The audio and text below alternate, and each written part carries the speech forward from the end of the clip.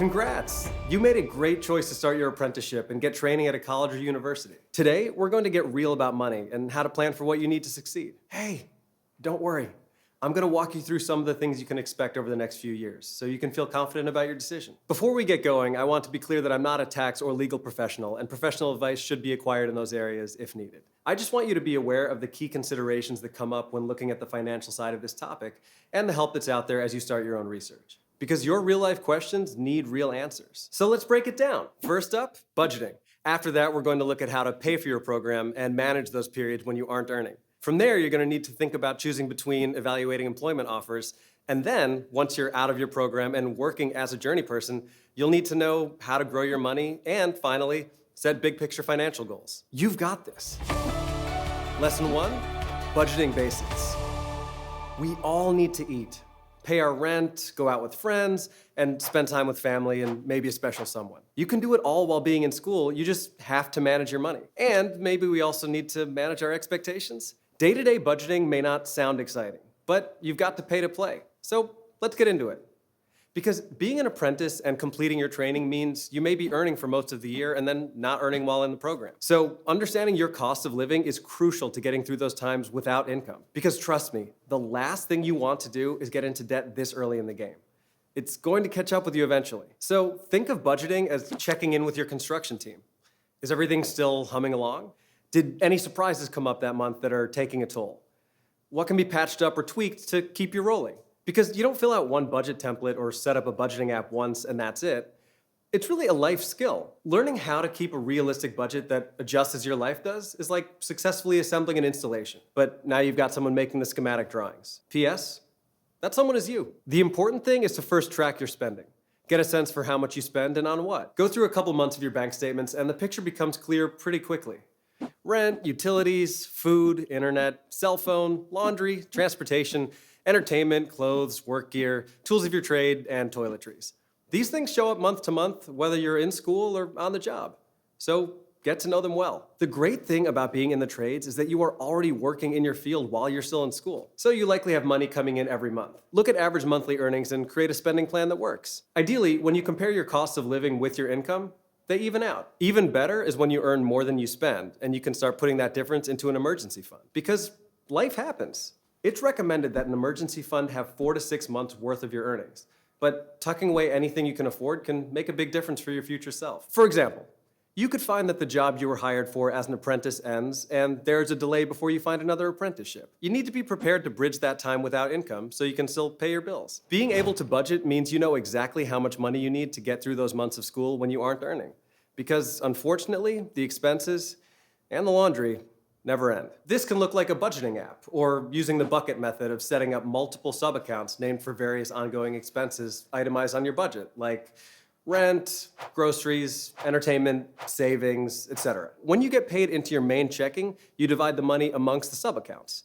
This method prevents you from borrowing against your needs for something that may not be as important. If you have to physically transfer money from your grocery account to pay for those new sneakers, it may give you just the amount of pause you need to avoid an impulse buy you'll regret later. Now, this next part might sting a little. Don't get the brand new fully customized vehicle just yet. Sure, you could afford the monthly payments if you neglect your emergency fund or don't put money aside for when you aren't earning during the program. But the less liability you have in this phase of your life, the more options you have. Consider this. You get waitlisted at your local school, but you're offered a spot somewhere else in the province. Now you have to pay for your rent at home and find accommodations near the school. You qualify for EI, but what if it doesn't come through until the end of the program? Being locked into a lease means you are using your credit card to live. Instead, think about getting a reliable used truck or a less expensive model, if you absolutely need a truck for work. Lesson 2, paying for your program. Much like the out-of-town scenario, there are school costs that you may not be planning for but should be. They need to be accounted for and added to the monthly budget you've got going. And don't just look at the actual tuition or cost of books for your program. This is the trades, baby! You've got tool and equipment costs, as well as personal protective gear costs, some of which you'll pay for at once, and some you'll have to continually replace. You've got to find out what the specific costs for your trade program are and budget for them. Once you have a clear total of all the costs associated with school, start looking for grants that bring that cost down. Because you have to keep in mind that it's a full-time program, and you likely won't be earning during that time. Grants usually have a timeline between applying and finding out if you qualify, so start researching early. Provincial government websites specific to your trade are a great place to start. You should also check out whether your university or college has awards or a scholarship program that you may be eligible for. It also wouldn't hurt to give the CRA a call and get very clear on how EI works. If you haven't been paying into it, you won't qualify when you need it. There are timelines and policies that you need to know so you can plan around them, like needing to get your record of employment from your employer. Because the less debt you take on now to pay for the course, the more financial freedom you'll have when you finish. It's the freedom to say no to unsuitable working conditions. It's the freedom to take a vacation when you need one. It's the freedom to live the life you want rather than the one that gets handed to you. Lesson 3, evaluating employment offers. You made a smart choice entering the trades. Currently, Canada is facing a shortage of qualified tradespeople. With 700,000 tradespeople expected to retire this decade, it can put you in a great position to negotiate from. Employers are competing for skilled laborers in the trades by offering incentives like health and dental benefits and higher salaries. So make sure you are informed on what the average offer is for someone with your experience and skills before signing. But always, always, always remember that in the long run, you can make more money, qualify for higher ranking roles, have the opportunity to become self-employed, and the option to work across provinces if you are certified.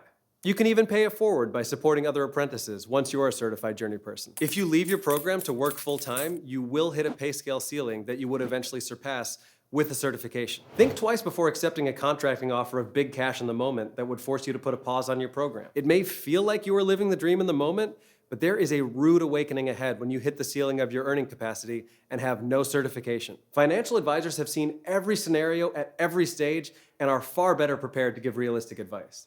Which brings us to our next discussion. Lesson 4, how to grow your money. So, you put your time in, you're working your trade, making decent money. Now what? Everyone and their Bitcoin has investment advice. But there is so much more to investing than robo-advisors and crypto. Understanding concepts like return on investment or ROI and risk versus reward are foundational things to know before you invest in order to make the right decisions. Without this knowledge, you are basically gambling and hoping to win big. Remember when we spoke about managing expectations? This is what gambling actually looks like.